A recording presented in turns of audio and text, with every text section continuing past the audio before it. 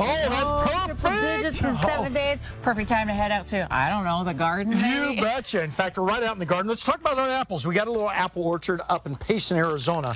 And this is a place I grow a lot of apples. You can see them right down here. Well, one thing they do with those apples Ooh, these are tasty. aren't those good? Mm-hmm. And what we do with those, we make a lot of wine. In fact, Trident Winery, which is right up in Pine there, makes one of my favorite wines. It's called an apple pie wine. You can see it right over here when Bob gets back to focusing on it. And it tastes just like an apple pie. You can see all the mixture of apples. These apple orchards have been there for almost 100 years. So they take these apples, all organically grown, and they go ahead and produce all these beautiful wines. They've got prickly pear and ocatillo, a lot of indigenous types of wines, all healthy for you here in the desert. It's everything Southwest. that I love in one bottle. It Apple is. pie and wine. It's amazing. You know what? I'm going to give you that bottle. Okay. Okay, you can take it. It's I don't rude want you not to drinking it accept. on air, girl.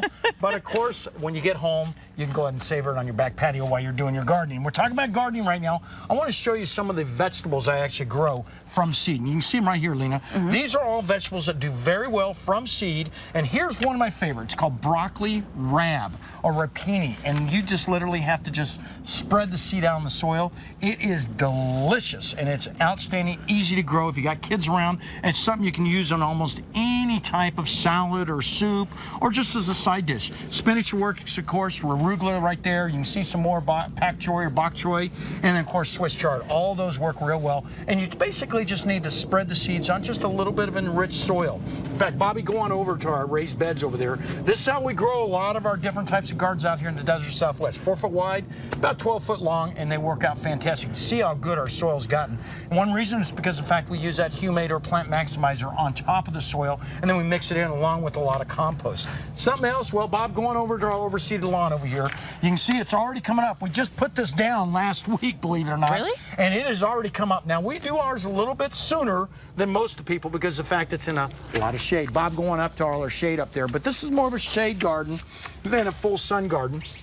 So we're able to put this ryegrass in a little bit sooner than normal. But if you want green grass during the winter, this is something you got to put in. And it's called a perennial ryegrass. You can get this at Summer Winds, and it's real easy to go ahead and just put down. But that's what it looks like. And you need about 1 to 2 pounds per 100 square feet. Start thinking about lowering that lawnmower, cutting back on the cutting back on the water, and then what you're going to do is you're going to go ahead and put that sod or that seed down.